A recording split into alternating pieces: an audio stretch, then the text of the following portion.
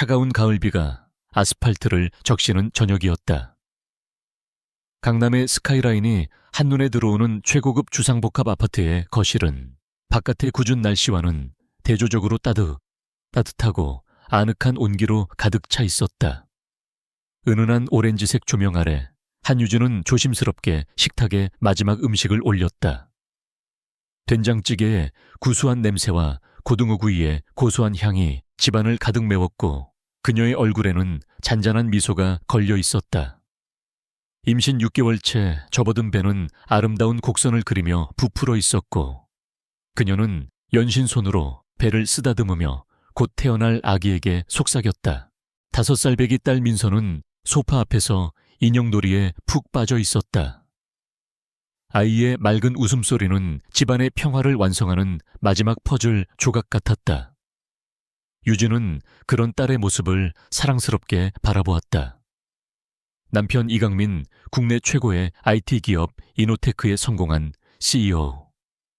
그리고 사랑스러운 딸 민서와 곧 태어날 둘째 아이.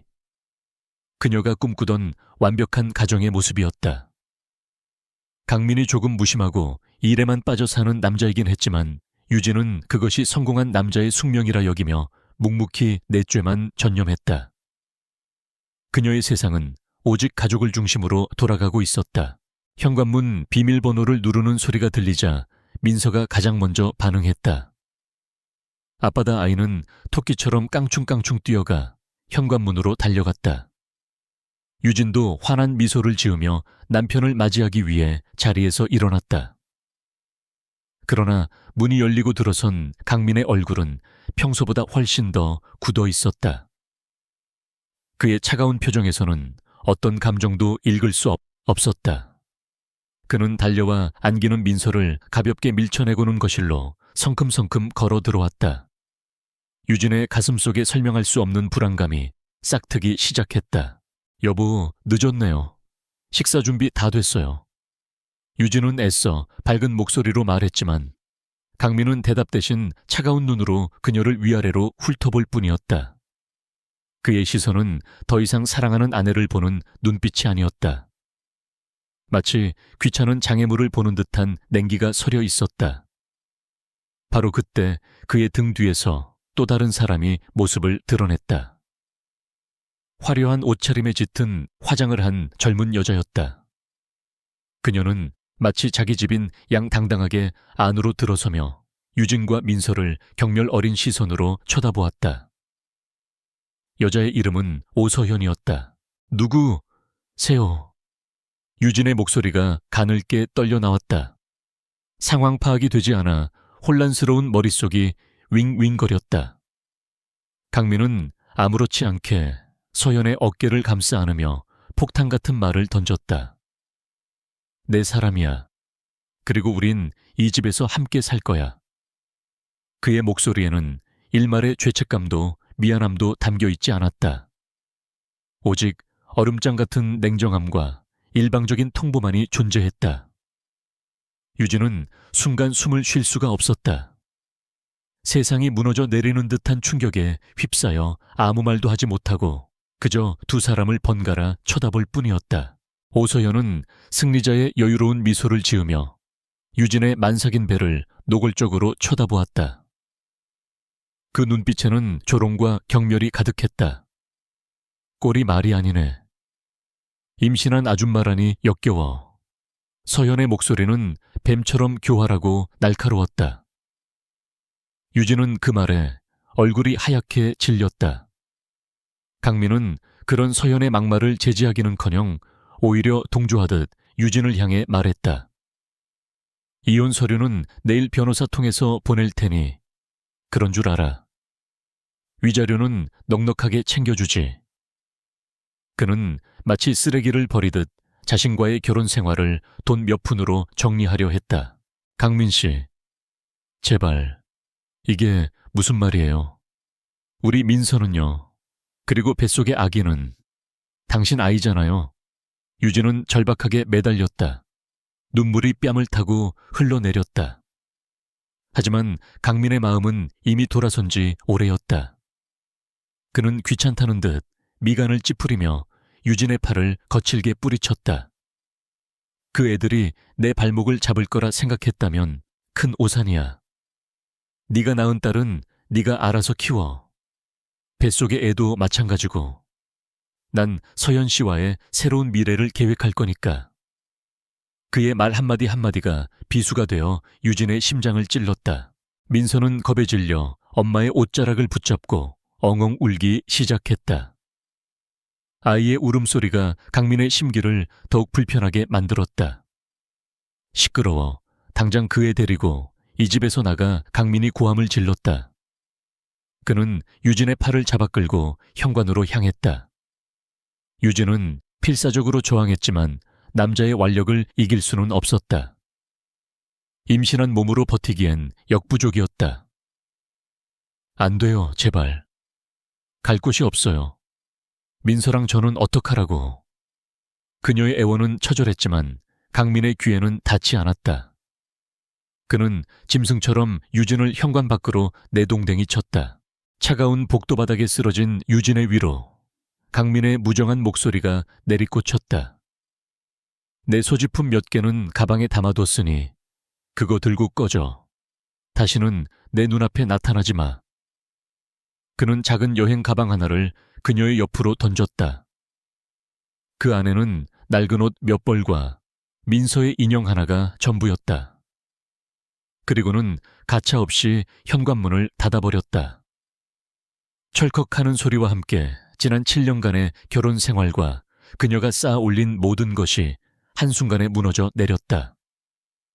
문 너머에서는 오서현의 교활한 웃음소리가 희미하게 들려왔다. 유진은 차가운 바닥에 주저앉은 채 한참 동안 넋을 잃고 있었다. 뱃속의 아이가 놀랐는지 발길질을 해댔다. 옆에서는 민서가 서럽게 울며 엄마를 불렀다. 엄마 아빠가 왜 그래 우리 이제 어디가. 아이의 순진한 물음에 유진은 가슴이 미어지는 것 같았다. 그녀는 딸을 끌어안고 흐느꼈다. 비참함과 절망감, 그리고 배신감에 온몸이 부서질 듯 아팠다. 그녀가 사랑했고 모든 것을 바쳤던 남자가 어떻게 이토록 잔인하게 변할 수 있는지 도저히 믿을 수가 없었다. 그녀의 완벽했던 성은 한 줌의 죄도 남기지 않고 완벽하게 붕괴했다. 정신을 차린 유진은 간신히 몸을 일으켰다. 비틀거리는 걸음으로 엘리베이터를 타고 1층으로 내려왔다. 건물 로비를 나서자마자 차가운 가을비가 두 모녀의 몸을 사정없이 적셨다. 우산도 없이 쏟아지는 비를 맞으며 유진은 망연자실하게 거리를 바라보았다. 화려한 도시의 불빛들이 눈물에 번져 흐릿하게 보였다. 그녀는 이제 갈 곳이 없었다. 부모님은 오래전에 돌아가셨고 결혼 후 친구들과의 연락도 모두 끊긴 상태였다. 세상에 오직 자신과 두 아이만이 남겨진 것 같은 끔찍한 고립감이 그녀를 덮쳤다. 그녀는 민서의 작은 손을 꼭 잡았다. 아이는 추위와 공포에 떨고 있었다. 유진은 아이를 자신의 품에 더 깊이 끌어안으며 비에 젖지 않도록 자신의 몸으로 감쌌다. 적어도 이 아이와 뱃속의 아이는 지켜야 했다. 그것이 그녀에게 남은 마지막 이유였다. 이강민과 오서현에 대한 증오가 심장에서부터 들끓어 올랐다. 그들의 행복을 위해 자신과 아이들이 이토록 비참하게 버려져야 한다는 사실을 결코 용납할 수 없었다. 지금은 비록 아무런 힘도 없는 약한 존재였지만 언젠가 반드시 이 굴욕과 고통을 몇십 배로 되갚아 주리라. 유진은 빗속에서 조용히 그러나 뼈에 새기듯 맹세했다. 빗속을 하염없이 걷던 유진은 자신의 주머니에 있던 현금 몇만 원을 떠올렸다. 그녀는 그 돈으로 근처의 허름한 여관에 간신히 방을 잡을 수 있었다. 퀴퀴한 곰팡이 냄새와 소독약 냄새가 뒤섞인 작은 방은 그녀가 살던 화려한 세상과는 극명한 대조를 이루었다. 낡은 침대와 작은 텔레비전이 전부인 공간에서 유진은 젖은 옷을 입은 채로 민서를 끌어안고 누웠다. 아이는 지쳐 잠들었지만 그녀는 뜬 눈으로 밤을 지새웠다. 천장에 어른거리는 희미한 불빛을 보며 지난 몇 시간을, 그리고 지난 7년의 세월을 곱씹었다. 모든 것이 거짓말 같았다. 다음 날부터 유진의 지옥 같은 한 달이 시작되었다. 수중에 남은 돈은 빠르게 바닥을 드러냈다. 그녀는 당장 민서가 먹을 것과 하룻밤 잘 곳을 걱정해야 하는 처지가 되었다. 그녀는 혹시나 하는 마음에 강민에게 전화를 걸었지만 그는 이미 그녀의 번호를 차단한 후였다. 친정은 기댈 곳이 없었고 시댁은 처음부터 그녀를 탐탁지 않게 여겼다. 결혼 후 인간관계가 단절된 그녀에게 손을 내밀어 줄 사람은 아무도 없었다. 세상에 완벽하게 고립된 것이다. 그녀는 뱃속의 아이를 지키고 민서를 굶기지 않기 위해 일자리를 찾아 나섰다. 하지만 불러오는 배를 하고 있는 그녀에게 일을 주려는 곳은 없었다. 편의점, 식당마트 등 수십 군데를 돌아다녔지만 돌아오는 것은 냉담한 거절뿐이었다. 세상의 인심은 그녀가 생각했던 것보다 훨씬 더 차가웠다. 절망감이 목까지 차오를 때쯤 그녀는 뒷골목의 작은 허름한 식당에서 겨우 설거지 아르바이트를 구할 수 있었다. 주인 할머니는 그녀의 사정을 묻지 않고 늦은 밤 시간에 일을 맡겼다. 그날부터 유진의 고된 노동이 시작되었다. 밤이 되면 그녀는 잠든 민서를 여관방에 홀로 남겨두고 식당으로 향했다. 차가운 물에 손을 담그고 산더미처럼 쌓인 그릇들을 닦는 일은 임신한 몸으로 감당하기에 너무나 힘겨웠다. 허리가 끊어질 듯 아팠고 손은 세제에 불어 퉁퉁 부르텄다. 식당에 남은 음식을 몰래 싸와 민서의 끼니를 챙길 때마다 그녀는 비참함에 눈물을 삼켜야 했다. 그녀의 세상은 한때 최고급 레스토랑의 우아한 식사였지만 이제는 다른 사람이 먹다 남긴 차가운 밥 덩어리가 되었다. 가장 힘든 것은 정신적인 고통이었다. 민서는 아빠를 잃은 충격으로 밤마다 악몽을 꾸며 울부짖었다. 아이는 점점 말을 잃고 그늘진 아이가 되어갔다. 엄마 아빠는 언제 와? 우리가 뭘 잘못했어? 아이의 순진한 질문은 유진의 가슴에 매일같이 대못을 박았다. 그녀는 아이에게 차마 진실을 말해줄 수 없었고 그저 괜찮을 거라는 거짓말을 반복하며 아이를 끌어안고 함께 울었다. 그때마다 이강민과 오서연에 대한 증오심은 뼛속까지 사무쳤다. 어느 날 밤 일을 마치고 돌아온 유진은 열에 들떠 끙끙 앓고 있는 민서를 발견했다. 아이의 몸이 불덩이 같았다. 그녀는 겁에 질려 아이를 업고 빗속을 달려 가장 가까운 병원 응급실로 향했다. 의사는 아이가 심한 감기 몸살에 영양 부족이 겹쳤다고 진단했다. 병원비와 약값을 계산하며 유진은 지갑에 남은 마지막 10,000원짜리 한 장까지 모두 털어야 했다. 돈이 없다는 것이 이토록 무섭고 서러운 것인 줄 그녀는 처음 알았다. 아이에게 따뜻한 죽 한 그릇 사 먹일 돈조차 없는 자신의 처지가 한탄스러웠다. 그 순간 응급실 텔레비전에서 이노테크의 새로운 기술 발표의 뉴스가 흘러나왔다. 화면 속에서 이강민은 수많은 기자들 앞에서 자신만만한 미소를 지으며 회사의 비전을 이야기하고 있었다. 그의 옆에는 화려한 드레스를 입은 오서현이 그림자처럼 붙어 있었다. 두 사람은 성공과 부의 정점에서 빛나고 있었다. 그 모습을 보는 순간 유진의 눈에서 뜨거운 눈물이 흘러내렸다. 그러나 그것은 더 이상 슬픔이나 비참함의 눈물이 아니었다. 그것은 차갑게 식어버린 분노와 지독한 결심의 눈물이었다. 저들은 자신의 모든 것을 빼앗고 저렇게 행복하게 웃고 있는데 왜 자신과 아이들은 이 어두운 구렁텅이에서 고통받아야 하는가? 더 이상 이렇게 당하고만 있을 수는 없었다.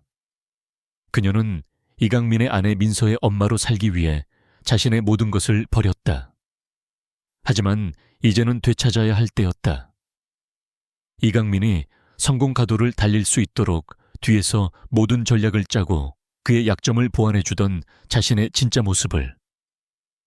세상이 천재 전략가 K라고 불렀지만 오직 이강민만이 그 정체를 알았던 과거의 자신을. 병원 복도에 앉아 잠든 민서의 얼굴을 내려다보며 유진은 마음을 굳혔다. 눈빛에서 연약함과 슬픔이 사라지고 그 자리에는 강철 같은 의지와 냉혹한 결단력이 자리 잡았다. 그녀는 더 이상 눈물을 흘리지 않을 것이다. 동정이나 구걸 따위는 하지 않을 것이다. 자신이 잃어버린 모든 것, 아니 그 이상을 되찾아올 것이다. 그리고 자신과 아이들을 나락으로 떨어뜨린 자들에게 가장 처절하고 완벽한 방식으로 지옥을 선물할 것이다. 한 달간의 고통은 그녀를 부러뜨리는 대신 더욱 단단하고 날카롭게 벼려냈다. 이제 방역의 시간이었다. 병원에서 나온 유진은 잠든 민서를 업고 다시 어둡고 축축한 여관으로 돌아왔다. 방 안의 공기는 여전히 무겁고 절망적이었지만 그녀의 내면은 더 이상 그렇지 않았다. 한 달 동안 그녀를 짓누르던 무력감의 껍질이 깨지고 그 안에서 차갑고 단단한 무언가가 싹트고 있었다. 그것은 복수심이었고 생존 본능이었으며 빼앗긴 것을 되찾겠다는 강렬한 의지였다. 그녀는 더 이상 주저하지 않기로 했다. 이강민의 아내 한유진은 죽었다. 이제부터는 오직 두 아이의 엄마이자 자신의 제국을 되찾으려는 여왕만이 존재할 뿐이었다. 다음 날 새벽 유진은 민서가 깨기 전 조용히 방을 나섰다. 그녀의 손에는 식당에서 일하고 받은 일당 중 남은 마지막 몇 개의 동전이 쥐어져 있었다. 그녀는 여관에서 몇 블록 떨어진 낡은 공중전화 부스로 향했다. 비에 젖은 채 낡고 녹슨 전화기 앞에서 그녀는 잠시 숨을 골랐다. 지난 7년간 단 한 번도 떠올리지 않았지만 뇌리에 각인된 것처럼 선명한 11자리 숫자를 기억해냈다. 그것은 과거의 자신과 연결된 유일한 끈이었다. 그녀는 동전을 넣어 엮고 떨리는 손가락으로 번호를 하나씩 눌렀다. 신호음이 2번 울리고 전화는 연결되었다. 수화기 너머에서는 아무런 소리도 들리지 않았다. 먼저 말을 거는 법이 없는 남자였다. 유진은 침착하게 그러나 굳은 결심이 담긴 목소리로 입을 열었다. 나예요. 도움이 필요해요. 그녀가 할 말은 그것뿐이었다. 긴 설명도 구차한 하소연도 필요 없었다. 수화기 너머의 남자는 잠시 침묵을 지키더니 이내 낮고 울림 있는 목소리로 단 한마디를 물었다.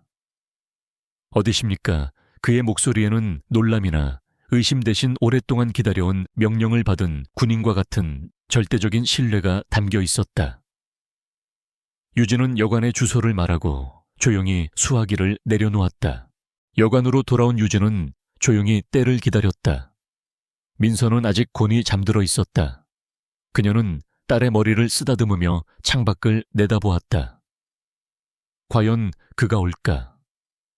7년이라는 세월은 모든 것을 변하게 하기에 충분한 시간이었다.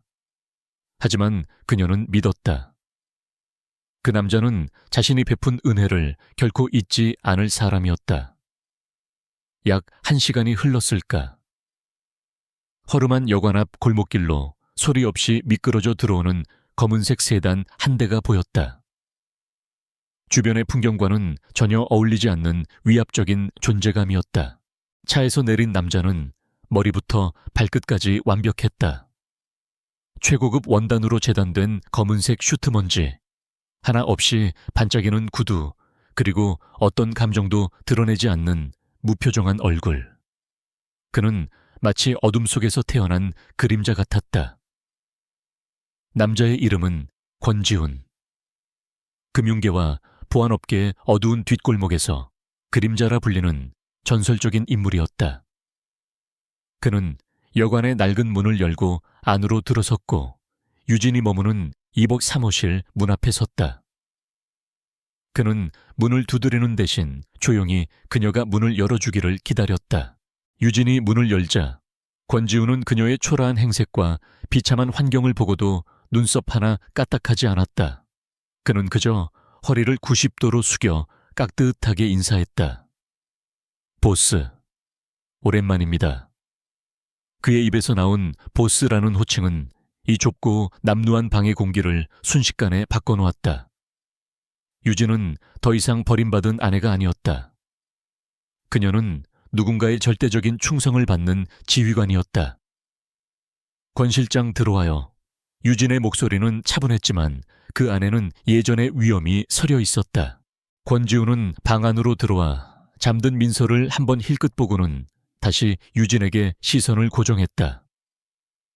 지난 7년간 보스께서 맡기신 자산들은 안전하게 관리되고 있습니다. 언제든 명령만 내리시면 즉시 운용 가능합니다. 그의 보고는 간결하고 명확했다. 유진이 이강민과의 결혼을 결심하며 자신의 모든 과거를 지우고 떠났을 때 그녀는 자신의 막대한 비밀 자금과 네트워크의 관리를 오직 권지훈에게만 맡겼다. 그것은 그녀가 만약을 대비해 남겨둔 마지막 보험이었다. 미안해요. 이런 모습으로 다시 연락해서. 유진의 말에 권지훈은 고개를 저었다. 천만의 말씀입니다. 10년 전 사채업자들에게 쫓겨 죽음 직전에 몰렸던 저와 제 가족을 구해주신 분이 보스입니다. 제 목숨은 그때부터 이미 보스의 것이었습니다. 이런 모습이라니요. 돌아와 주셔서 감사할 따름입니다. 그의 눈빛은 흔들림 없는 충성심으로 가득 차 있었다. 유진은 그제야 희미하게 미소를 지었다. 그녀의 선택이 틀리지 않았음을 확인한 순간이었다. 그녀는 더 이상 감상에 젖어 있지 않았다. 즉시 본론으로 들어갔다. 우선 나와 이 아이가 머물 안전한 장소가 필요해요. 누구의 눈에도 띄지 않는 곳으로. 준비되어 있습니다. 권지훈이 즉답했다. 둘째, 이노테크의 지난 7년간의 모든 내부 자료를 원해요. 이강민의 모든 이메일 자금, 거래 내역 통화 기록까지. 먼지 한 톨까지 전부. 오늘 밤 안으로 확보하겠습니다. 그의 대답은 언제나처럼 신속하고 확신에 차 있었다. 그리고 마지막으로 오소연이라는 여자에 대한 모든 것을 알아내줘요. 그녀의 과거, 가족 약점 모든 것을. 유진의 목소리가 얼음처럼 차가워졌다. 권지훈은 말없이 고개를 끄덕였다. 그는 잠든 민서를 조심스럽게 안아들었다. 아이는 그의 품에서도 깨지 않고 새근새근 잠을 잤다. 유진은 자신이 이곳에 올 때 들고 왔던 낡은 가방을 들고 일어섰다. 그녀가 이 지옥 같은 여관을 나서는 순간이었다. 한 달간의 악몽이 끝나고 피해 복수를 위한 서막이 오르고 있었다. 그림자라는 가장 무서운 칼을 손에 쥔 채 여왕은 자신의 성을 되찾기 위한 전쟁터로 향하고 있었다. 권지훈이 모는 검은색 세단은 서울의 밤거리를 소리 없이 달려 도심의 소음이 닿지 않는 한적한 고급 오피스텔 단지 지하 주차장으로 들어섰다. 이곳은 권지훈이 유진의 명령에 대비해 오래전부터 마련해둔 여러 개의 안전가옥 중 하나였다. 외부에서는 평범한 주거 공간으로 보이지만 내부는 최첨단 보안 시스템과 통신 장비로 완벽하게 개조된 요새 같은 곳이었다. 유진은 이곳이 앞으로 자신의 전쟁을 지휘할 사령부가 될 것임을 직감했다. 오피스텔 내부는 차갑고 기능적인 미니멀리즘으로 꾸며져 있었다. 거실의 한쪽 벽면 전체는 여러 개의 대형 모니터로 채워져 있었고 중앙에는 강력한 성능의 컴퓨터와 서버들이 조용히 윙윙거리는 소리를 내고 있었다. 유진은 잠든 민서를 침실에 눕히고 나왔다. 권지훈은 이미 그녀를 위해 갈아입을 옷과 필요한 물품들을 모두 준비해둔 상태였다. 그녀는 뜨거운 물로 샤워를 하며 지난 한 달간의 더럽고 비참했던 기억들을 씻어냈다. 거울 앞에 선 그녀는 더 이상 겁에 질린 피해자가 아니었다. 눈빛에는 냉철한 지성과 예리한 결단력이 되살아나 있었다. 그녀가 거실로 나왔을 때 권지훈은 이미 노트북을 펼치고 첫 번째 자료를 화면에 띄워놓고 있었다. 이노테크의 내부 서버는 1차적으로 확보했습니다. 지금부터 7년간의 모든 데이터가 스트리밍 될 겁니다. 그의 말과 함께 모니터들이 일제히 켜지며 수많은 데이터와 그래프 암호화된 파일들이 화면을 가득 메우기 시작했다. 그것은 이강민이 이룩한 거대한 제국의 심장부였다. 그리고 유진은 그 심장의 구조와 약점을 누구보다 잘 아는 설계자였다. 민서는요, 유진이 물었다. 가장 신뢰할 수 있는 가사 관리인이자 보육 전문가를 불렀습니다. 보스께서 일에 집중하시는 동안 아이는 완벽하게 보호될 겁니다. 권지훈의 준비성은 언제나처럼 완벽했다. 잠시 후 부드러운 인상의 중년 여성이 들어와 조용히 인사하고는 민서가 있는 방으로 향했다. 이제 유진은 아무런 방해 없이 오직 자신의 전쟁에만 집중할 수 있었다. 그녀는 지휘관의 자리에 앉아 모니터를 응시했다. 과거의 감각들이 세포 하나하나에서 깨어나는 것이 느껴졌다. 그녀의 손가락이 키보드 위에서 춤을 추기 시작했다.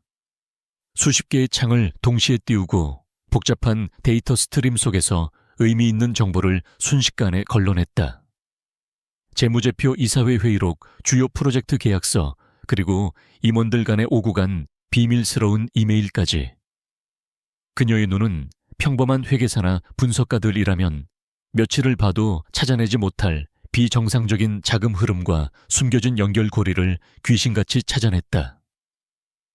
이강민은 자신이 완벽하게 흔적을 지웠다고 생각했겠지만 그는 유진이 바로 그 시스템의 설계자라는 사실을 잊고 있었다.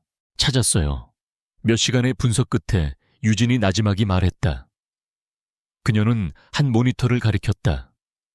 화면에는 케이맨 제도에 등록된 세레나 홀딩스라는 유령 회사의 자금 내역이 떠 있었다. 이 회사는 이노테크의 여러 하청 업체들과 형식적인 계약을 맺고 거액의 컨설팅 비용을 받아 챙기고 있었다. 전형적인 비자금 조성 수법이었다. 세레나. 서현의 영어 이름이 세레나였죠. 유진의 입가에 냉소가 어렸다. 오서현은 단순히 정부가 아니었다. 그녀는 이강민의 부패에 깊숙이 관여한 공범자였다. 유진은 거미줄처럼 얽힌 비자금의 흐름을 역추적해 나갔다. 그 돈은 정치권 로비 자금으로 흘러 들어가거나 오서현의 명품 쇼핑과 호화로운 생활비로 사용되고 있었다. 심지어 이강민이 최근 사활을 걸고 추진 중인 블루웨이브 캐피탈과의 인수합병 건에도 이 비자금의 일부가 불법 리베이트로 건네진 정황이 포착되었다. 멍청하긴. 자기가 만든 덫에 자기가 걸려들 줄도 모르고. 유진은 혀를 찼다. 이강민의 탐욕은 시스템 곳곳에 스스로를 파괴할 약점을 만들어 놓았다. 그녀는 디지털 화이트보드에 이노테크의 지배 구조와 자금 흐름, 그리고 주요 인물들의 관계도를 그리기 시작했다. 이강민과 오서현을 중심으로 한 부패의 네트워크가 한눈에 들어왔다. 그리고 그녀는 그 거대한 구조물을 한 번에 무너뜨릴 수 있는 가장 취약한 지점을 정확히 찾아냈다. 그것은 바로 블루웨이브 캐피탈과의 인수합병이었다. 이강민은 회사의 자산을 무리하게 담보로 잡고 막대한 대출을 받아 이 거래를 추진하고 있었다. 만약 이 계약이 파기된다면 이노테크는 곧바로 유동성 위기에 빠지고 주가는 폭락할 것이 분명했다. 모든 분석을 마친 유진은 권지훈을 돌아보았다. 그녀의 눈은 이제 복수의 화신처럼 차갑게 빛나고 있었다. 첫 번째 타겟은 정해졌어요.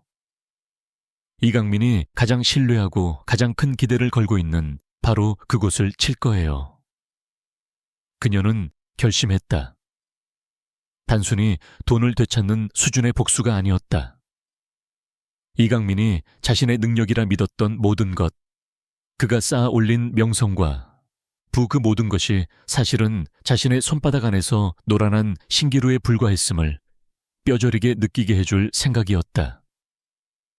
그녀는 권지훈에게 단호한 목소리로 첫 번째 명령을 내렸다.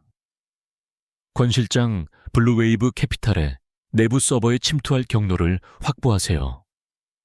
우리가 흘릴 정보는 바로 이것입니다. 그녀의 손가락이 전송 버튼을 눌렀다. 반격의 첫 화살은 이미 시위를 떠나고 있었다. 한유진이 어둠 속에서 칼을 가는 동안 그녀가 떠난 화려한 성 안에서는 매일 밤 축제가 벌어지고 있었다.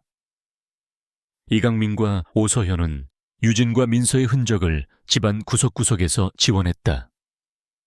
유진이 아끼던 가구들은 창고로 치워졌고 그 자리는 오서현의 사치스러운 취향이 반영된 화려한 소품들로 채워졌다. 민서의 웃음소리가 사라진 집은 값비싼 물건들로 가득 찼지만 어딘지 모르게 텅 비고 차가운 기운만이 감돌았다. 그러나 두 사람은 그런 공허함을 전혀 느끼지 못했다. 오서현은 이 집의 새로운 안주인 행세를 완벽하게 해냈다. 그녀는 이강민의 비즈니스 파트너들을 집으로 초대해 파티를 열었고 교양 있는 척하며 그들의 환심을 샀다. 남자들은 그녀의 아름다움에 넋을 잃었고 여자들은 그녀가 걸친 명품들을 부러워했다. 이강민은 그런 서현의 모습을 흐뭇하게 바라보았다. 그는 유진의 소박하고 조용한 성격이 자신의 성공에 걸림돌이 된다고 여겨왔다. 자신 옆에는 오서현처럼 화려하고 야망 있는 여자가 어울린다고 생각했다. 역시 서현 씨야. 당신 덕분에 집안 분위기가 살아. 어느 날 밤 파티가 끝나고 난 뒤 강민이 서현의 허리를 감싸 안으며 말했다. 서현은 그의 뺨에 입을 맞추며 교태 섞인 목소리로 속삭였다. 이제 시작일 뿐인걸요, 강민 씨. 당신이 더 높은 곳으로 올라갈 수 있도록 내가 날개를 달아줄게요. 그녀의 눈은 야망으로 번뜩이고 있었다. 그녀가 원하는 것은 단순히 부유한 남자의 정부 자리가 아니었다. 그녀는 이노테크라는 제국의 여왕이 되기를 꿈꾸고 있었다. 다음 날 이노테크 본사 회의실의 공기는 무겁게 가라앉아 있었다. 이강민이 추진하는 블루웨이브 캐피탈 인수건에 대한 최종 보고가 진행 중이었다. 회사의 재무담당 이사가 조심스럽게 입을 열었다. 대표님, 이번 인수건은 너무 위험 부담이 큽니다. 회사의 부채 비율이 한계치에 다다를 수 있습니다. 조금 더 신중하게. 그의 말이 차에 끝나기도 전에 강민의 불호령이 떨어졌다. 신중. 지금 우리에게 필요한 건 속도와 과감함이야. 리스크를 감수하지 않고 어떻게 정상을 차지할 수 있겠나. 이강민은 반대 의견을 내는 임원들을 경멸 어린 눈으로 훑어보았다. 그의 눈에는 더 이상 동료에 대한 존중이 없었다. 오직 자신의 결정에 복종해야 할 부하 직원들만 있을 뿐이었다. 블루웨이브 인수는 이노테크가 글로벌 기업으로 도약할 절호의 기회야. 이 계약만 성사되면 우리를 막을 수 있는 건 아무것도 없어. 이건 내 결정이니 더 이상 토달지 마. 그의 독단적인 선언에 회의실의 모든 임원들은 입을 다물었다. 지난 몇 년간 회사를 함께 이끌어온 원로들의 조언도 그의 귀에는 더 이상 들리지 않았다. 그의 오만함은 오서현의 부추김 속에서 날마다 커져가고 있었다. 서현은 이강민의 사무실을 제 집처럼 드나들며 회사의 주요 사안에까지 간섭하기 시작했다. 그녀는 이강민의 무릎에 앉아 애교를 부리며 자신의 사람들을 주요 보직에 앉히거나 회사 자금을 이용해 자신의 이름을 딴 재단을 만들자는 식의 터무니없는 제안을 하기도 했다. 사랑에 눈이 먼 강민은 그녀의 말을 무분별하게 들어주었고 이는 회사 내부의 불만을 키우는 기폭제가 되었다. 어느 날 비서가 조심스럽게 이혼 서류 진행 상황을 보고했다. 한유진 씨 측과 아직 연락이 닿지 않고 있습니다. 변호사를 통해 합의금을 전달하려 했지만 주소지가 불분명하여 이강민은 그 말을 듣고 코웃음을 쳤다. 연락 풋, 지금쯤 어디 허름한 식당에서 설거지나 하면서 울고 있겠지. 돈 몇 푼 쥐어주면 조용해질 여자야. 알아서 처리해. 그의 머릿속에서 한유진은 이미 존재하지 않는 사람이었다. 아무런 힘도 능력도 없이 자신에게 기생하던 연약한 여자. 그게 그가 기억하는 아내의 마지막 모습이었다. 그는 그녀가 감히 자신에게 방역할 수 있으리라고는 상상조차 하지 못했다. 그날 저녁 마침내 블루웨이브 캐피탈의 대표로부터 계약서 서명을 확정하는 전화가 걸려왔다. 이강민은 환호성을 질렀다. 모든 것이 그의 계획대로 완벽하게 흘러가고 있었다. 그는 최고급 샴페인을 터뜨리며 오서연과 축배를 들었다. 서울의 야경이 한눈에 들어오는 펜트하우스 발코니에서 두 사람은 서로를 끌어안고 미래를 속삭였다. 우리의 세상을 위하여, 강민이 말했다. 우리의 제국을 위하여. 서연이 그의 말에 화답했다. 그들은 자신들이 세상의 정점에 서 있다고 믿었다. 자신들이 딛고 선 그 기반이 버림받은 한 여자에 의해 속부터 썩어 문드러지고 있다는 사실은 꿈에도 모른 채 가장 높은 곳에서 가장 화려한 순간을 만끽하는 그들의 발밑으로 이미 거대한 균열이 생겨나고 있었다. 이노테크와 블루웨이브 캐피탈의 인수합병 조인식이 열리는 호텔 연회장은 수많은 취재진과 재계 인사들로 발 디딜 틈이 없었다. 단상의 중앙에 앉은 이강민은 스포트라이트를 받으며 자신감 넘치는 미소를 짓고 있었다. 그의 인생에서 가장 빛나는 순간이었다. 이 계약서에 서명하는 순간 그는 명실상부 대한민국 IT 업계의 황제로 등극하게 될 터였다. 그의 옆자리를 지키고 선 오서연 역시 화려한 드레스를 입고 승리감에 도취된 미소를 흘리고 있었다. 같은 시각 서울의 다른 한편에 위치한 유진의 비밀 사령부에서는 팽팽한 긴장감이 감돌았다. 수십 개의 모니터가 조인식 현장의 라이브 영상과 실시간 주식 시세, 그리고 복잡한 데이터들을 띄우고 있었다. 유진은 차갑게 식은 눈으로 이강민의 의기양양한 얼굴을 바라보고 있었다. 그녀의 옆에는 권지훈이 노트북을 앞에 둔 채 조용히 서 있었다. 모든 준비는 끝났다. 이제 그녀의 신호만을 기다리고 있을 뿐이었다. 서명까지 5분 남았습니다. 권지훈이 나지막이 보고했다. 유진은 말없이 고개를 끄덕였다. 그녀의 눈은 한치의 흔들림도 없었다. 지난 며칠간 그녀는 이날 이 시간을 위해 모든 것을 계산했다. 이강민이 가장 행복하고 가장 방심하고 있으며 가장 높은 곳에 올라섰다고 믿는 바로 그 순간에 그를 지옥으로 떨어뜨리기 위해서였다. 그녀는 이강민의 오만함을 역이용하기로 했다. 지금이에요. 마침내 유진의 입에서 짧고 단호한 명령이 떨어졌다. 권지훈은 기다렸다는 듯이 엔터키를 눌렀다. 그 순간 익명으로 발송된 이메일 한 통이 국내 주요 언론사의 경제부 기자들과 증권가 애널리스트, 그리고 블루웨이브 캐피탈의 핵심 이사진에게 동시에 전송되었다. 이메일에는 이노테크 M&A에 감춰진 진실이라는 제목과 함께 데이터 파일이 담긴 클라우드 서버 링크가 걸려 있었다. 파일 안에는 이노테크의 분식회계 정황과 오서연의 유령 회사를 통한 비자금 조성 내역, 그리고 이번 인수자금의 출처가 불분명하다는 것을 입증하는 명백한 증거들이 담겨 있었다. 조인식 현장의 분위기가 급변하기 시작한 것은 그로부터 불과 1분 뒤였다. 기자석에 앉아있던 한 기자의 휴대폰이 진동했다. 이메일을 확인한 그의 눈이 경악으로 커졌다. 그는 옆자리 동료에게 화면을 보여주었고 순식간에 소문은 전염병처럼 퍼져나갔다. 웅성거림이 파도처럼 번져나갔다. 단상에 앉아있던 블루웨이브 캐피탈의 대표 역시 비서로부터 긴급한 보고를 받았다. 태블릿 화면에 떠있는 기사 속보를 확인한 그의 얼굴은 하얗게 질렸다.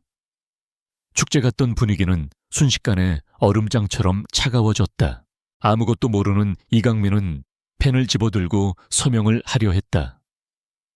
바로 그때 블루웨이브 캐피탈의 대표가 그의 손을 막았다. 이 대표, 이게 어떻게 된 일인지 설명해 주셔야겠습니다. 그는 차가운 목소리로 말하며 자신의 태블릿을 강민 쪽으로 돌렸다. 화면에는 속보 이노테크 수천억 원대 비자금 의혹, M&A 계약 전면 중단 위기라는 충격적인 제목의 기사가 떠 있었다. 이강민의 얼굴에서 미소가 사라졌다. 그의 눈은 믿을 수 없다는 듯이 화면의 글자들을 미친 듯이 쫓았다. 혼란은 걷잡을 수 없이 커졌다. 블루웨이브 캐피탈 측은 그 자리에서 즉시 계약 무기한 연기를 선언하고 연 회장을 떠났다. 기자들은 벌떼처럼 이강민에게 몰려들어 질문을 퍼부었다. 비자금 의혹이 사실입니까? 오서현 씨와의 관계는 무엇이? 아이온 이강민은 아무 대답도 하지 못한 채 경호원들에게 둘러싸여 겨우 현장을 빠져나왔다. 그의 완벽했던 시나리오는 최악의 스캔들로 막을 내렸다. 사령부의 모니터에는 이노테크의 주가가 수직으로 추락하는 붉은색 그래프가 선명하게 그려지고 있었다. 단 몇 분 만에 수조 원의 시가총액이 허공으로 증발해버렸다. 유진은 이 모든 광경을 무표정하게 지켜보고 있었다. 그녀는 조용히 따뜻한 차 한 잔을 마셨다. 한 달 전 빗속에서 절망에 떨던 가녀린 여인의 모습은 온데간데 없었다. 오직 거대한 제국의 심장에 정확하게 비수를 꽂은 냉혹한 전략가의 모습만이 남아있었다. 그녀가 승리에 도취한 것은 아니었다. 이것은 단지 시작에 불과했다. 그녀의 복수는 이제 첫걸음을 뗐을 뿐이다. 같은 시각 이노테크 대표실은 폭풍이 휩쓸고 간 듯 엉망이 되어 있었다. 이강민은 닥치는 대로 물건을 집어던지며 분노를 표출했다. 찾아내, 대체 어떤 놈이 이딴 짓을 했는지. 당장 찾아내, 내가 그놈을 갈기갈기 찢어 죽일 테다. 그는 경쟁사의 소행이거나 회사 내부에 배신자가 있다고 확신했다. 그의 의심 목록에 한유진이라는 이름은 존재하지 않았다.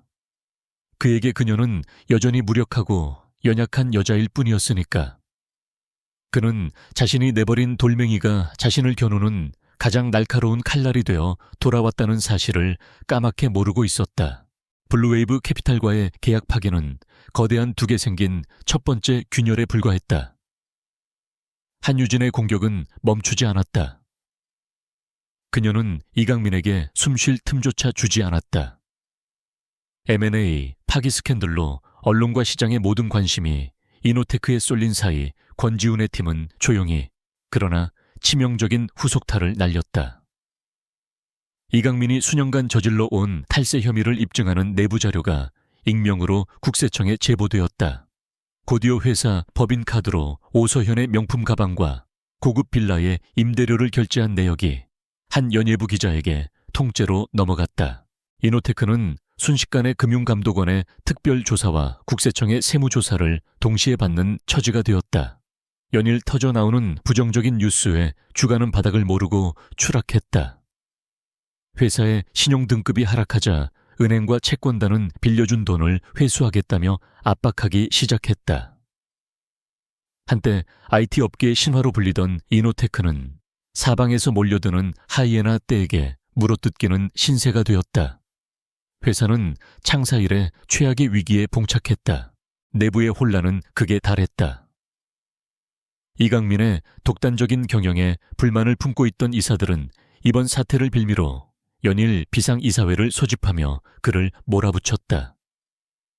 그들은 이강민이 모든 책임을 지고 대표직에서 물러나야 한다고 목소리를 높였다. 한때 그의 충신이었던 임원들조차 등을 돌리고 각자 살 길을 찾기 시작했다. 견고해 보였던 제국은 외부의 공격과 내부의 분열로 인해 급격히 무너져 내리고 있었다. 이 극심한 스트레스와 압박감 속에서 이강민과 오서현의 관계 또한 파국으로 치닫고 있었다. 이강민은 모든 실패의 원인을 외부의 적이 아닌 자신의 주변에서 찾기 시작했다. 그의 날카로운 의심은 가장 먼저 오서현에게 향했다. 세레나 홀딩스라니 어떻게 그렇게 멍청한 이름을 쓸 수가 있어. 당신 때문에 모든 게 망했어. 그는 서현에게 닥치는 대로 고함을 지르며 책임을 전가했다. 그의 눈에 비친 그녀는 더 이상 매력적인 연인이 아니라 자신의 발목을 잡는 거추장스러운 짐 덩어리일 뿐이었다. 오소현 역시 지지 않고 맞섰다. 뭐 내 탓이라고 그 모든 서류에 최종 사인을 한 건 당신이야. 이제 와서 나한테 뒤집어 씌우지 마. 그녀는 두려움에 떨면서도 필사적으로 자신을 방어했다. 그녀는 이강민이라는 거대한 배가 침몰하고 있음을 직감했다. 그리고 그 배에서 자신이라도 살아남기 위해서는 발버둥 쳐야 했다.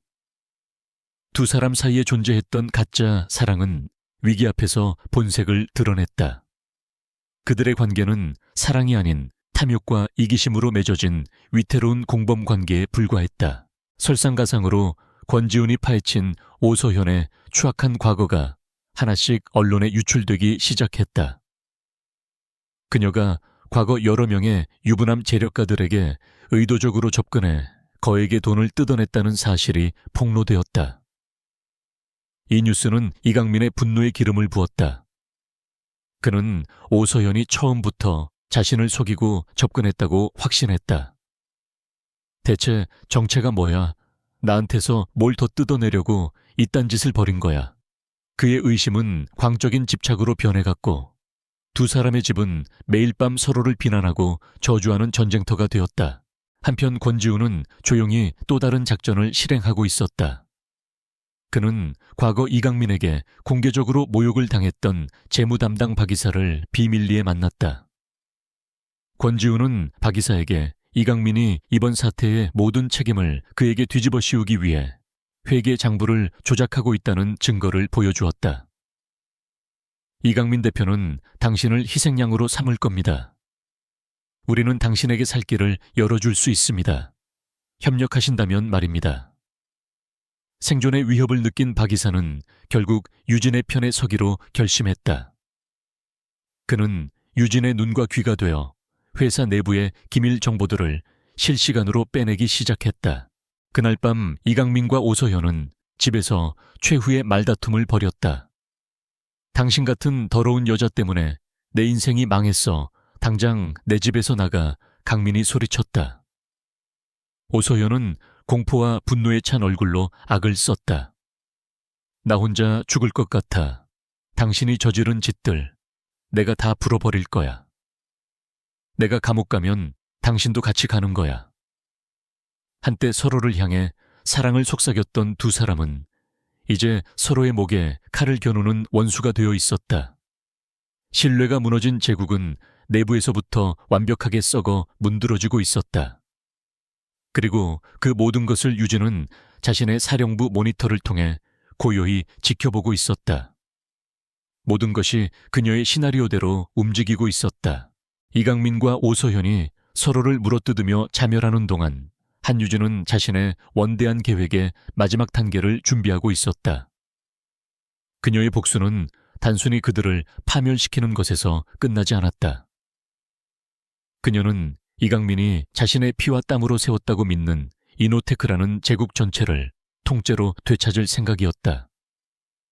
그리고 지금 그 절호의 기회가 찾아왔다. 연이은 스캔들과 경영 위기로 이노테크의 주가는 휴지 조각이나 다름없을 정도로 폭락해 있었다. 지금부터 우리가 가진 모든 자금을 투입해서 이노테크의 주식을 매입하세요.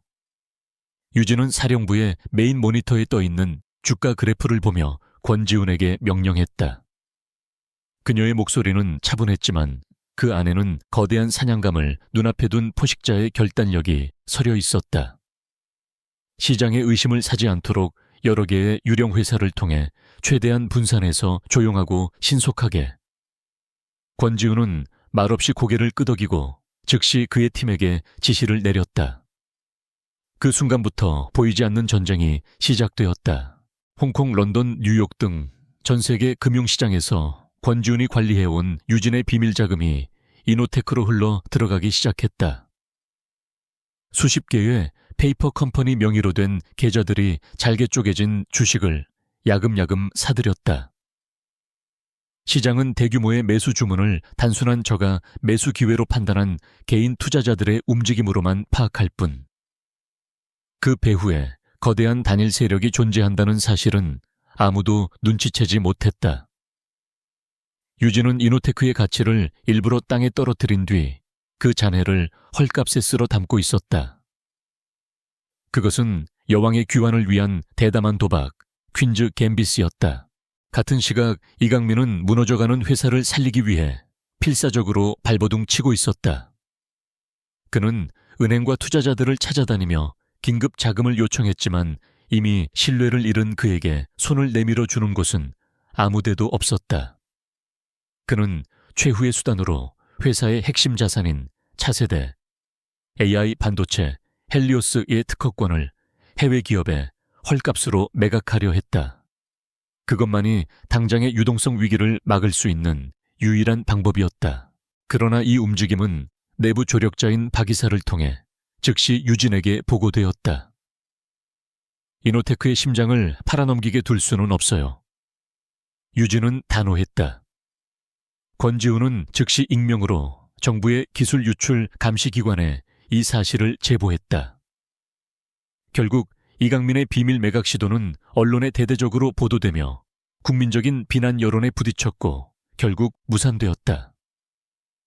사방이 벽으로 막힌 이강민은 도간에 든 쥐신세가 되었다. 그는 보이지 않는 거대한 손이 자신의 모든 퇴로를 막고 있다는 사실을 어렴풋이 느끼며 공포에 떨기 시작했다. 결국 이사회는 더 이상 이강민에게 회사를 맡길 수 없다고 판단하고 그의 해임안을 상정하기 위한 긴급 주주총회 소집을 공고했다. 이강민에게는 마지막 기회이자 최후의 심판대였다. 그는 주주총회에서 자신을 반대하는 이사들이 외부 세력과 결탁한 배신자들이라며 역공을 펼치고 남아있는 우호 지분을 총동원하여 경영권을 방어할 계획을 세웠다. 그는 여전히 자신의 진짜 적이 누구인지 전혀 알지 못한 채 허공을 향해 칼을 휘두를 준비를 하고 있었다. 주주총회가 열리기 하루 전날 밤, 권지우는 유진에게 최종 보고서를 제출했다. 오늘 종가 기준으로 우리가 확보한 이노테크의 지분은 총 35%입니다. 박 이사님과 연대한 우호 지분까지 합치면 42%에 달합니다. 의결권을 행사하기에 충분하고도 남는 수치입니다. 보고를 들은 유진은 말없이 고개를 끄덕였다. 길고 길었던 준비가 끝났다. 이제는 여왕이 직접 체스판 위에 등장하여 자신의 손으로 왕을 잡을 시간이었다. 그녀는 전신 거울 앞에 섰다. 가사 관리인이 그녀의 옷매무시를 가다듬어 주었다. 오서연처럼 화려한 드레스가 아니었다. 힘과 권위를 상징하는 짙은 네이비색의 심플한 바지 정장이었다. 머리는 단정하게 뒤로 묶었고 화장은 거의 하지 않았다. 하지만 그녀의 모습에서는 그 어떤 보석보다도 강렬한 카리스마와 위엄이 뿜어져 나오고 있었다. 더 이상 어둠 속에 숨어있는 그림자의 지배자가 아니었다. 그녀는 이제 빛 속으로 걸어나와 자신의 제국을 되찾을 준비를 마친 군주였다. 그녀는 거울 속 자신의 눈을 똑바로 바라보며 나지막이 말했다. 권 실장 회의장으로 가죠. 심판의 날이 밝아오고 있었다. 이노테크의 운명이 걸린 긴급 주주총회장은 폭풍 전야처럼 팽팽한 긴장감으로 가득 차 있었다. 수많은 주주들과 이사진 그리고 모든 과정을 기록하기 위해 모여든 기자들이 회의장을 가득 메웠다. 단상에 선 이강민의 얼굴은 수척했지만 그의 눈은 마지막 발악을 준비하는 맹수처럼 번뜩이고 있었다. 그는 이 자리에서 자신을 배신한 이사들의 위선을 폭로하고 감정에 호소하는 연설로 주주들의 마음을 돌려놓을 생각이었다. 어떻게든 이 위기만 넘기면 재기할 수 있다고 그는 굳게 믿고 있었다. 의장의 개회 선언과 함께 총회가 시작되었다. 이강민은 연단에 올라 준비한 연설을 시작했다. 그는 유창한 말솜씨로 지난날의 성공 신화를 이야기하고 현재의 위기가 모두 회사의 성장을 시기한 외부 세력과 내부의 배신자들 때문이라고 주장했다. 그의 목소리는 비장했고 표정은 억울함으로 가득 차 있었다. 일부 주주들이 그의 열변에 동요하기 시작할 무렵이었다. 바로 그때 육중한 회의장 뒷문이 소리 없이 열렸다. 모든 사람의 시선이 그곳으로 쏠렸다. 짙은 네이비색 정장을 입은 한 여성이 조용하지만 위험 있는 걸음으로 안으로 들어서고 있었다. 그녀의 뒤에는 그림자처럼 무표정한 얼굴의 권지훈이 따르고 있었다. 회의장은 순간 정적에 휩싸였다. 사람들은 갑자기 나타난 이 여성이 누구인지 몰라 웅성거렸다. 이강민은 연설을 멈춘 채 입구에 서 있는 여성을 보고 그대로 굳어버렸다. 그의 얼굴에서 핏기가 가시는 데는 오랜 시간이 걸리지 않았다. 그곳에 서 있는 것은 그가 한 달 전 가장 비참한 모습으로 내쫓았던 그의 아내 한유진이었다. 유진은 수백 개의 시선을 아무렇지 않게 받으며 천천히 단상을 향해 걸어갔다. 그녀의 등장에 가장 경악한 것은 이강민과 객석 한 구석에 앉아있던 오소연이었다. 강민은 눈앞의 광경을 도저히 믿을 수 없다는 듯 유령이라도 본 사람처럼 얼어붙어 있었다. 유진은 그런 그를 한심하다는 듯이 한번 훑어보고는 사회자에게서 자연스럽게 마이크를 넘겨받았다. 안녕하십니까, 주주 여러분. 그녀의 차분하고 힘있는 목소리가 회의장에 울려 퍼졌다. 제 이름은 한유진입니다. 이 자리에 계신 몇몇 분들은 저를 이강민 대표의 전 아내로 기억하실지도 모르겠습니다. 회의장이 다시 한번 술 넘겼다. 하지만 저는 오늘 그 자격으로 온 것이 아닙니다. 저는 현재 이노테크의 지분 3%를 보유한 최대 주주 오리온 인베스트먼트 컨소시엄의 대표 자격으로 이 자리에 섰습니다. 그녀의 발언은 회의장에 떨어진 폭탄과도 같았다. 이강민은 물론 그를 몰아내려던 이사들조차 경악을 금치 못했다. 유진은 말을 이었다.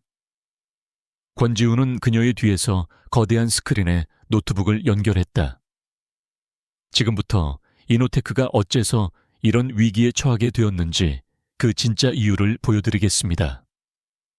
그녀의 말이 끝나자마자 스크린에는 세레나 홀딩스의 로고와 함께 복잡한 자금 흐름도가 나타났다. 유진은 이강민과 오서현이 어떻게 유령 회사를 통해 수천억 원의 회사 자금을 빼돌렸는지, 그 돈이 어디에 사용되었는지를 명확한 증거 자료와 함께 조목조목 설명해 나갔다. 증거는 차고 넘쳤다. 비밀 계좌의 거래 내역 이강민이 직접 서명한 이면 계약서 회사 자금으로 오서현의 사치품을 결제한 카드 내역, 그리고 탈세를 지시하는 그의 목소리가 담긴 녹음 파일까지. 권지훈이 확보하고 박 이사가 내부에서 확인해준 자료들은 완벽했다.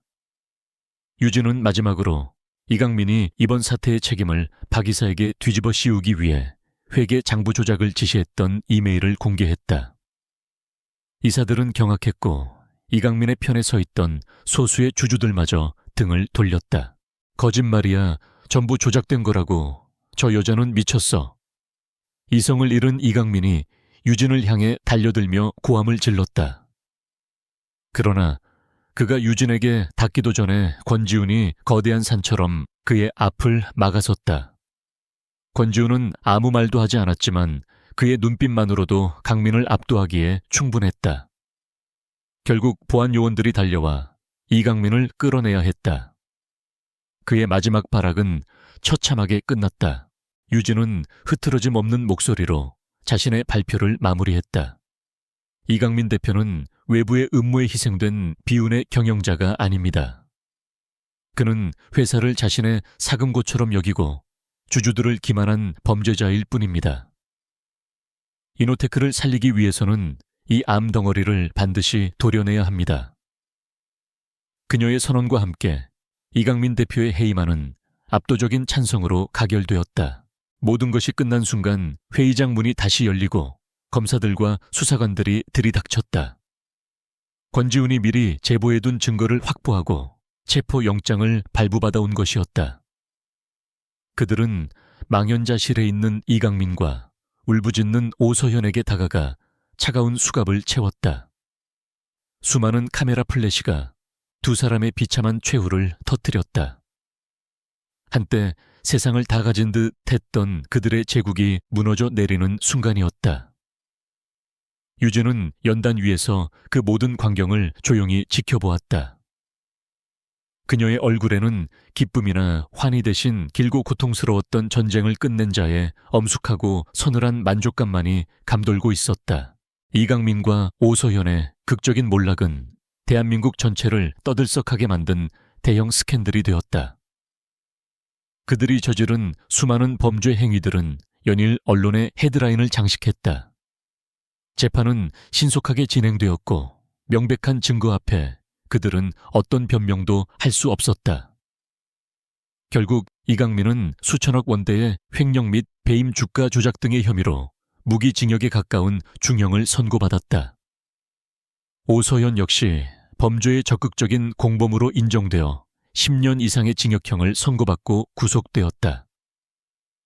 그들이 불법적으로 축제한 모든 재산은 몰수되었고 한때 세상의 정점에 섰던 두 사람은 차가운 감옥 안에서 평생을 속죄하게 되었다. 폭풍이 지나간 이노테크에는 새로운 질서가 자리 잡기 시작했다. 한유주는 이사회의 만장일치 추대를 받아 회사의 비상대책위원장이자 임시의장으로 선임되었다. 그녀는 가장 먼저 전 직원들에게 이메일을 보내고 영상 메시지를 통해 직접 소통했다. 그녀는 과거의 잘못을 투명하게 인정하고 회사를 다시 정직하고 건강한 조직으로 재건하겠다는 비전을 제시했다. 그녀의 진심 어린 약속과 흔들림 없는 리더십의 혼란에 빠졌던 직원들은 점차 안정을 되찾고 새로운 희망을 품기 시작했다. 그녀의 하루는 눈콧들 새 없이 바빴다. 무너진 회사를 재건하는 일은 결코 쉽지 않았다. 그녀는 채권단을 만나 부채 상환 계획을 협의하고 이탈한 핵심 인재들을 다시 불러 모았으며 실추된 회사의 신뢰를 회복하기 위해 밤낮으로 일했다. 과거 이강민의 뒤에서 보이지 않는 전략가로 활동했던 그녀의 능력은 이제 회사를 이끄는 공식적인 리더가 되자 더욱 빛을 발했다. 그녀의 냉철한 판단력과 과감한 결단력 아래 이노테크는 놀라운 속도로 정상 궤도를 되찾아갔다. 몇 달 뒤 유진은 병원에서 건강한 아들을 출산했다. 뱃속에서부터 엄마의 힘든 싸움을 함께 겪어낸 아이는 우렁찬 울음소리와 함께 세상에 나왔다. 유진은 자신의 품에 안긴 작고 따뜻한 생명체를 보며 조용히 눈물을 흘렸다. 그것은 더 이상 서러움이나 고통의 눈물이 아니었다. 모든 역경을 이겨내고 마침내 새로운 희망을 품에 안은 자의 감사와 기쁨의 눈물이었다. 언니가 된 민서는 조심스럽게 동생의 손을 만지며 신기해했고 그 모습을 보는 유진의 얼굴에는 오랜만에 평온한 미소가 번졌다. 병실 밖에서 조용히 대기하던 권지우는 그녀에게 축하의 인사를 건네고 이제는 그녀의 든든한 가족이 되어주었다. 시간이 흘러 이노테크는 유진의 리더십 아래 완벽하게 부활했다. 그녀는 회사의 불필요한 사업들을 과감하게 정리하고 AI와 친환경 에너지 등 미래 기술에 집중적으로 투자했다. 또한 과거 이강민이 자신의 탐욕을 위해 이용했던 기술들을 사회에 환원하는 공익 프로젝트를 시작하며 기업의 사회적 책임을 다했다. 시장의 신뢰는 회복되었고 주가는 꾸준히 상승했다. 사람들은 더 이상 이노테크를 부패한 오너의 회사가 아닌 새로운 시대를 이끄는 혁신적인 기업으로 인정하기 시작했다. 어느 날 교도소에 있는 이강민으로부터 편지 한 통이 도착했다. 편지에는 자신의 잘못을 뉘우치는 내용은 한 줄도 없었다. 오직 유진과 세상에 대한 원망, 그리고 구차한 자기 변명만이 가득 차 있었다. 유진은 편지를 끝까지 읽지 않았다. 그녀는 아무런 표정 변화 없이 편지를 조용히 문서 파쇄기에 넣었다. 그녀의 마음속에서 이강민이라는 남자는 이제 아무런 의미도 영향력도 없는 과거의 흔적일 뿐이었다. 그날 저녁 유진은 정시에 퇴근하여 집으로 향했다.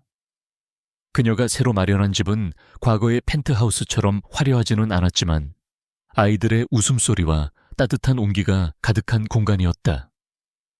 그녀는 소파에 앉아 민서에게 동화책을 읽어주었고 아기는 평화롭게 아기 침대에서 잠들어 있었다.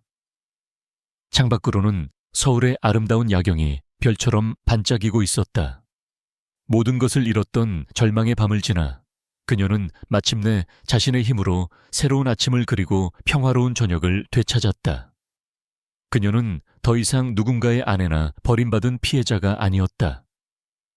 그녀는 두 아이의 자랑스러운 엄마이자 자신의 운명을 개척한 강인한 리더, 그리고 폭풍우 속에서 살아남아 마침내 잔잔한 행복을 찾은 한 명의 인간이었다. 그녀의 진짜 인생은 이제 막 시작되고 있었다.